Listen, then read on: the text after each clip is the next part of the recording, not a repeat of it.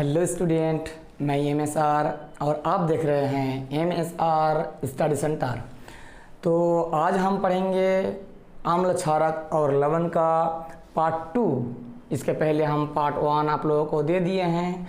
उसका अगर आप लोग नहीं देखे हो तो डिस्क्रिप्शन में आपका उसका लिंक मिल जाएगा।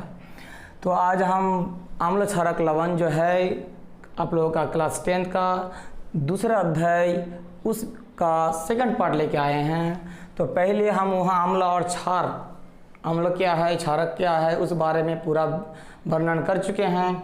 आज हम थोड़ा सा लवण के बारे में चर्चा करते करते थोड़ा सा पॉइंट को आगे बढ़ाएंगे।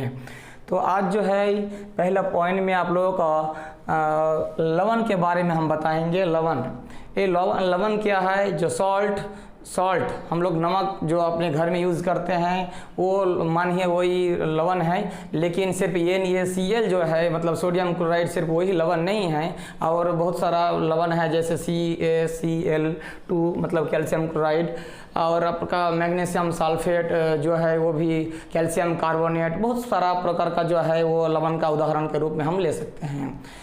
तो लवण क्या है? लवण है आम्ल और क्षार दोनों जब आपस में अभिक्रिया करता है तो उस अभिक्रिया के दौरान उस अभिक्रिया के परिणाम स्वरूप फलस्वरूप जो उत्पन्न होता है वो नमक है या लवण है। वो लवण के साथ आपका क्या होता है? जल भी बन जाता है। मतलब अगर हम सोडियम हाइड्रोक्साइड लेते हैं, सोडियम हाइड्रोक्साइड, और उसके साथ अगर HCl ले लिए हैं तो ये एक प्रकार का क्षार है। सोडियम हाइड्रोक्साइड क्या है? एक क्षार है। वो क्षार में हम बताए थे कि हाइड्रोक्साइड जिसमें रहेगा वो क्षार होगा। तो ये हाइड्रोक्साइड हो गया आपका क्षार, और उसके साथ ले लिए HCl मतलब अम्ल मतलब एसिड। तो सोडियम हाइड्रोक्साइड और जो HCl मतलब अम्ल, ये क्षार और अम्ल ये दोनों जब आपस में अभिक्रिया करता है तो उस अभिक्रिया के परिणाम स्वरूप बन जाता है आपका लवण। वो लवण के साथ उत्पाद के रूप में और एक पदार्थ बन जाता है जल के रूप में। तो हम कह सकते हैं कि सोडियम हाइड्रोक्साइड यानी कोई क्षार, हाइड्रोक्लोरिक एसिड यानी कोई अम्ल के साथ जब कोई अभिक्रिया करता है तो उसके फलस्वरूप सोडियम क्लोराइड यानी लवण और उसके साथ जल का निर्माण होता है। लवण का pH मान 7 है क्योंकि ये अम्ल और क्षारक दोनों से अभिक्रिया के परिणाम स्वरूप बना है। तो चूंकि दोनों के परिणाम स्वरूप जब बना है तो वो हो गया उदासीन। इसीलिए ये जो अभिक्रिया आप लोग देख रहे हैं अम्ल और क्षार का, इस अभिक्रिया को उदासीनीकरण अभिक्रिया कहा जाता है। क्या कहा जाता है? उदासीनीकरण अभिक्रिया। क्योंकि इसमें लवण जो बनता है उस लवण का pH मान क्या होता है? 7 होता है। तो हम लवण के बारे में क्या क्या जाने? लवण के बारे में जाने कि ये अम्ल और क्षारक के परस्पर अभिक्रिया के परिणाम स्वरूप बनता है। लवण जो है एक प्रकार का उदासीन वस्तु है, ना ही ये अम्ल है ना ही ये क्षार है। इसका pH मान जो होता है ये 7 होता है। बस इतना जानकारी हम लोगों को क्लास 10 तक काफ़ी है। अब लवण के बाद हम आते हैं एक एक करके कई पॉइंट आप लोगों के क्लास 10 के कई किताब में दिया गया है। बहुत लंबा चौड़ा बहुत कहानी आप लोगों को नहीं जानना है, मेन मुख्य पॉइंट पर फोकस करना है। तो लवण के बारे में इतना जानने के बाद अब हम सोडियम हाइड्रोक्साइड जिसे कॉस्टिक सोडा के नाम में भी दूसरे नाम जो उसका है कॉस्टिक सोडा, इस नाम से भी सोडियम हाइड्रोक्साइड को जाना जाता है। इसका जो है सामान्य सूत्र जो है जनरल फार्मूला होता है NaOH। Na मतलब सोडियम और OH मतलब हाइड्रोक्साइड। तो ये जो सोडियम हाइड्रोक्साइड है एक प्रकार का ये क्षार हुआ। तो ये सोडियम हाइड्रोक्साइड बनता कैसे है? सोडियम हाइड्रोक्साइड जो बनता है ये सोडियम क्लोराइड यानी लवण, NaCl जो है मतलब सोडियम क्लोराइड क्या है? एक प्रकार का लवण है। तो ये सोडियम क्लोराइड जब जलीय विलयन में, ये सोडियम क्लोराइड जब जलीय विलयन में इसको अगर क्या बोलते हैं अभिक्रिया जाता है तो इससे बन जाता है सोडियम हाइड्रोक्साइड। क्या बन जाता है, सोडियम हाइड्रोक्साइड। और उस दौरान सोडियम हाइड्रोक्साइड के साथ साथ 2 और अन्य पदार्थ का निर्माण होता है। कितना पदार्थ का निर्माण होता है, 2 और पदार्थ का निर्माण होता है, एक हाइड्रोजन गैस और एक क्लोरीन। ये दो क्लोरीन गैस और हाइड्रोजन गैस, ये हाइड्रोजन गैस और क्लोरीन गैस सोडियम हाइड्रोक्साइड बनाते समय सोडियम क्लोराइड लवण और जल के विलयन में जब अभिक्रिया करता है तो सोडियम हाइड्रोक्साइड के साथ हाइड्रोजन और क्लोरीन का निर्माण होता है। अब हाइड्रोजन और क्लोरीन जो है, तो ये क्लोरीन चला जाता है एनोड पर। कहाँ चला जाता है, एनोड पर, और ये चला जाता है कैथोड पर। एनोड और कैथोड क्या है इस विषय में हम लोग बाद में जानेंगे, तो ये वो लंबा नहीं खींचेंगे अभी एनोड और कैथोड में जाके। तो ये चला जाता है आप लोगों का, और ये चला जाता है एनोड के नीचे। तो इस प्रकार हम कह सकते हैं कि सोडियम जो हाइड्रोक्साइड या कॉस्टिक सोडा NaOH, इसका फॉर्मूला। तो हम लोगों को बस इतना जानना है कि सोडियम हाइड्रोक्साइड जो है इसका दूसरा नाम कॉस्टिक सोडा है, इसका सामान्य फॉर्मूला होता है NaOH, और ये बनता है सोडियम क्लोराइड यानी लवण और जल के मिलने से सोडियम हाइड्रोक्साइड, साथ में 2 प्रकार का गैस का निर्माण होता है, हाइड्रोजन और क्लोरीन। हाइड्रोजन आपका चला जाता है एनोड पर और क्लोरीन चला जाता है कैथोड पर। बस इतना याद रखना है। कभी कभी क्वेश्चन में ये पूछा जाता है कि हाइड्रोजन और क्लोरीन का गैस क्या होता है, तो एनोड और कैथोड पर चला जाता है। ये थोड़ा सा जानकारी आप लोगों को रखना चाहिए। अब आते हैं सोडियम हाइड्रोक्साइड जो है, इस सोडियम हाइड्रोक्साइड का क्या उपयोग होता है, क्या प्रयोग होता है। सोडियम हाइड्रोक्साइड जो है इसका हम किस प्रकार उपयोग कर सकते हैं। तो सोडियम हाइड्रोक्साइड के बारे में अगर हम लोग को इसका उपयोग के बारे में जानेंगे तो ये हो गया कि ये जो ग्रीस है, ग्रीस जो हम लोग साइकिल में, मोटरसाइकिल में, बाइक में, विभिन्न प्रकार के कार में जो ग्रीस लगता है, तो वो कभी कभी जब गंदा हो जाता है तो उसको तो हम लोगों को धुलना है, उसको तो धोना है, उसको तो हटाना है, फिर नया तरीके से लगाने के लिए। तो वो ग्रीस को तो ऐसा हम लोग पानी छिड़क दिया और धो गया, ऐसा तो कुछ नहीं हो सकता, क्योंकि ये ग्रीस जो है ये तैलीय टाइप का होता है, तो वो नहीं, ग्रीस जो है साफ नहीं होगा। तो वो ग्रीस को साफ करने के लिए आपका सोडियम हाइड्रोक्साइड का यूज किया जाता है, सोडियम हाइड्रोक्साइड का व्यवहार किया जाता है। इसके बाद और आता है साबुन बनाने में। सोडियम हाइड्रोक्साइड का एक और उपयोग है कि इसका उपयोग जो है ये हम लोग साबुन बनाने में इसका उपयोग करते हैं। मतलब साबुन को तैयार करने में हम सोडियम हाइड्रोक्साइड का उपयोग करते हैं। इसके बाद ड्रेन क्लीनर।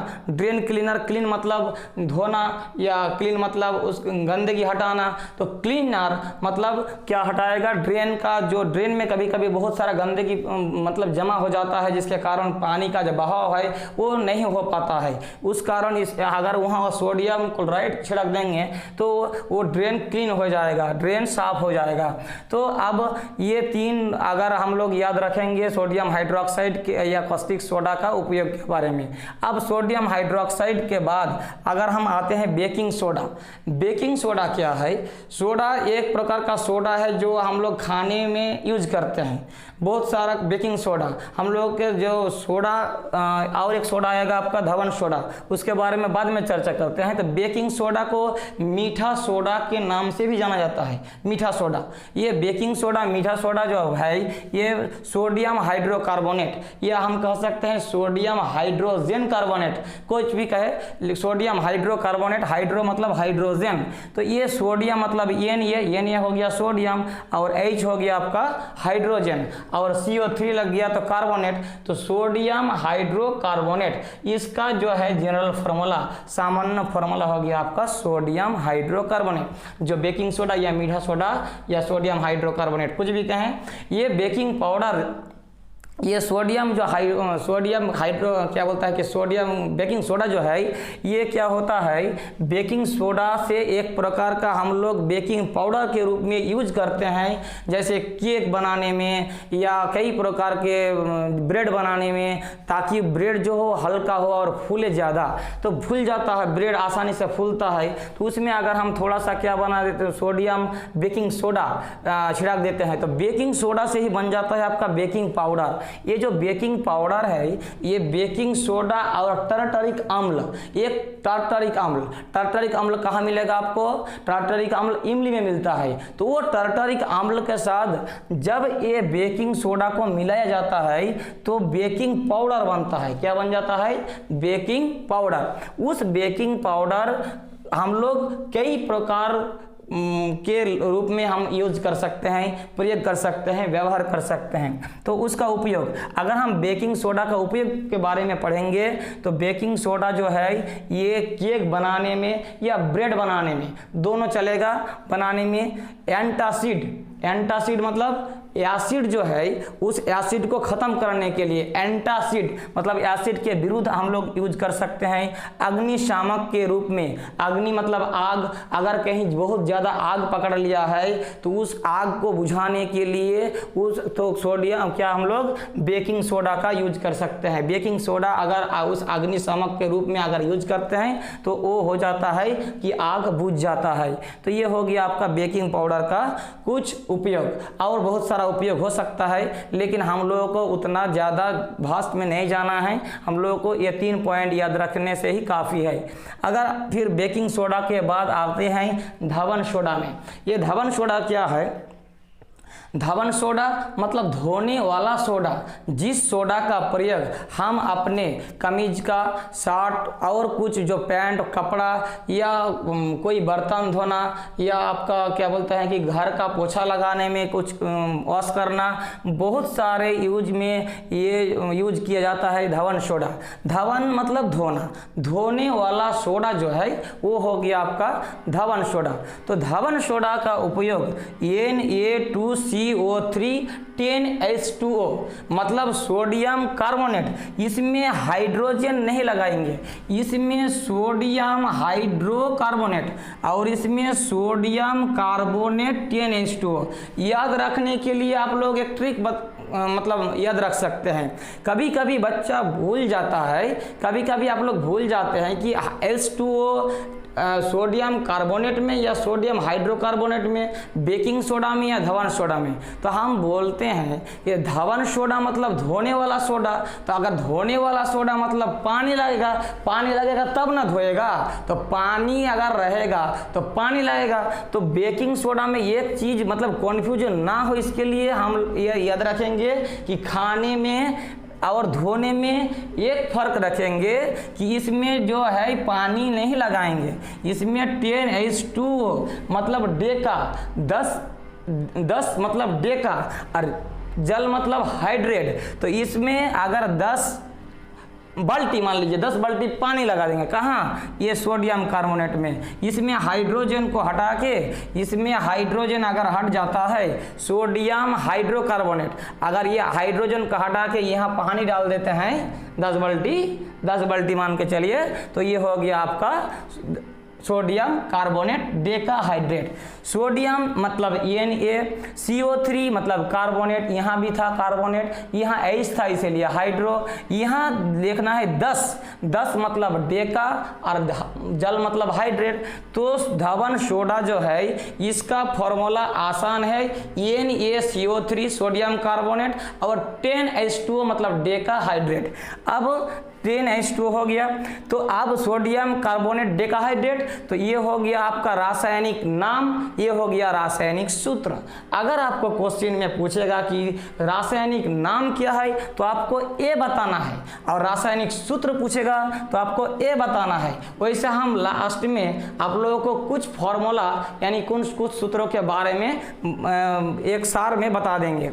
अब धवन सोडा का अगर उपयोग के बारे में आते हैं तो धवन सोडा का उपयोग तो हम लोग पहले जान गए, धोने के लिए। तो यहाँ वही लिखे हैं कि धवन सोडा जो है इसका उपयोग में हम सिर्फ दो ही याद रखेंगे। साफ सफाई में सब आ गया, कोई साफ सफाई, कपड़ा हो, बर्तन हो, घर का साफ सफाई हो, कुछ भी हो साफ सफाई में। और इसमें बेकिंग सोडा का, धवन सोडा का और एक उपयोग आप लोगों को याद रखना है कि एक कठोर जल जो होता है, कठोर जल, जो जल हम लोगों को पीने में अच्छा नहीं लगता है, कठोर लगता है, उस जल में अगर हम धवन सोडा डाल देते हैं, क्योंकि वो थोड़ा सा उसमें क्या बन जाएगा, ये मृदु बन जाएगा। ये पानी जो है कठोर जल में हम लोग अगर साबुन को क्या करेंगे, यूज करेंगे तो उसमें झाग नहीं बनता है। कठोर जो जल होता है उसमें झाग नहीं बनता है, लगेगा नहीं कि कोई साफ हो रहा है। तो वो जल में अगर धावन सोडा को डालते हैं तो कठोर जो जल होता है वो मृदु बन जाता है। तो इस प्रकार हम लोग धावन सोडा के बारे में, हम लोग धावन सोडा का सूत्र और उसका उपयोग के बारे में थोड़ा सा जानें। इतना ही एक क्लास 10th के लड़के को या बच्चे को जानना आवश्यक होता है। इसके बाद अब हम विरंजक चूर्ण के बारे में जानेंगे। विरंजक चूर्ण ये भी हम लोग का एक टॉपिक का, ये इस टॉपिक में एक महत्वपूर्ण बिंदु है।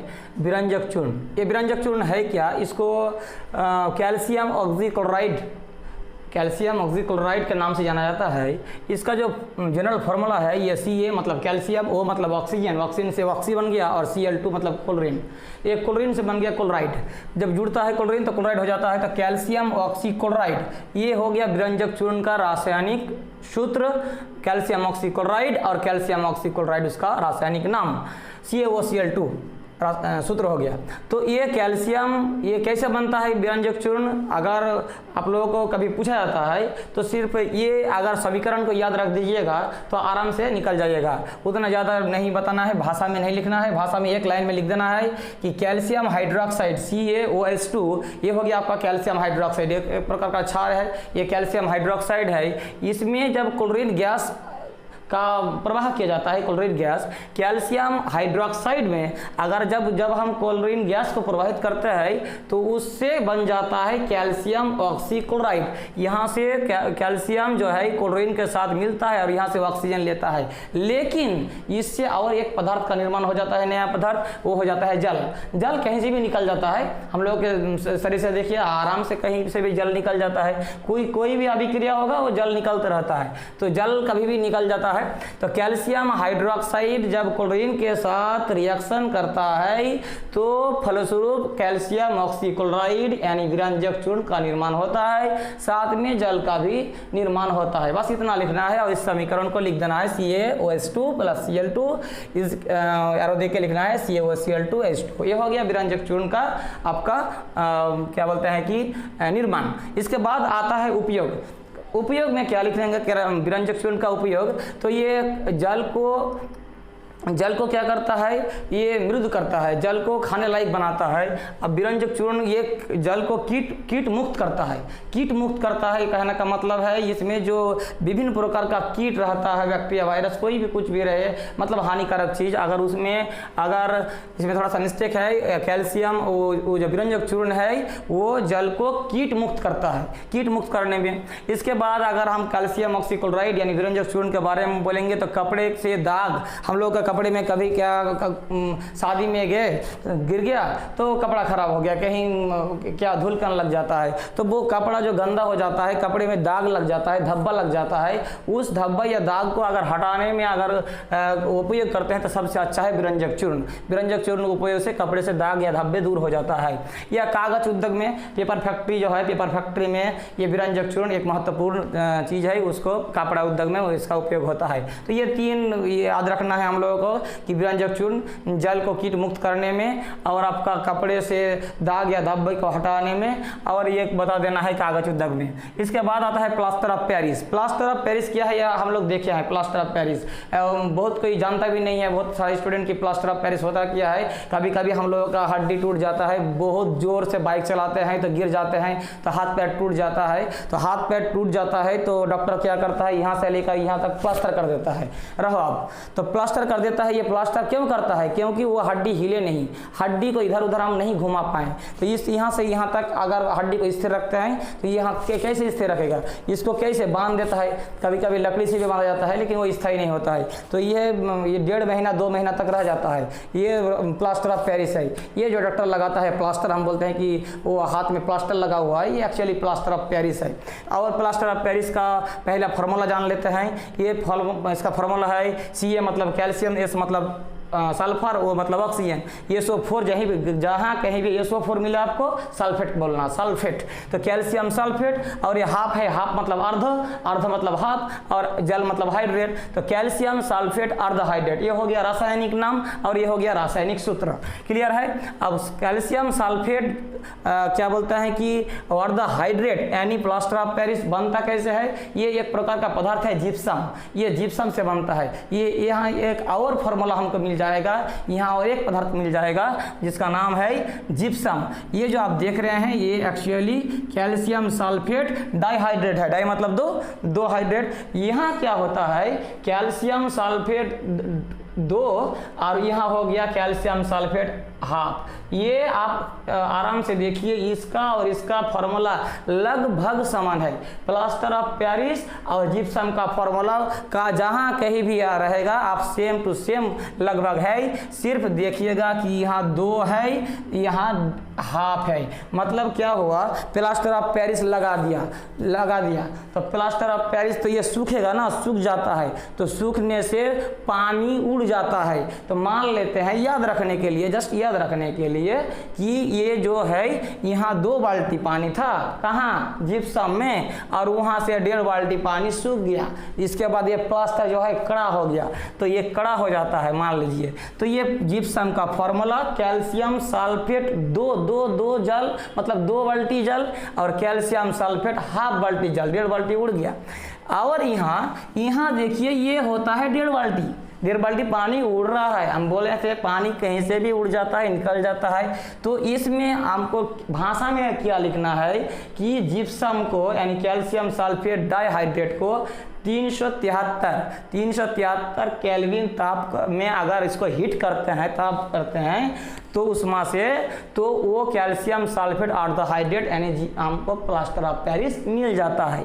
तो हो गया। अब कैसे निर्माण हुआ हम लोग जान गए। अब हम जानेंगे कि प्लास्टर ऑफ पेरिस जो है, इस प्लास्टर ऑफ पेरिस का क्या उपयोग होता है। तो हम तो बता दिए प्लास्टर ऑफ पेरिस का उपयोग क्या होता है, हड्डी जब टूट जाता है तो उसके ऊपर चढ़ा देते हैं। लेकिन एक बात याद रखना, कभी कभी गलती से हम लोग लिख देते हैं कि प्लास्टर ऑफ पेरिस हड्डियों को ठीक करने के लिए उपयोग किया जाता है। गलत बात है। प्लास्टर ऑफ पेरिस जो है ये कभी भी हड्डियों को ठीक करने के लिए उपयोग नहीं किया जाता है।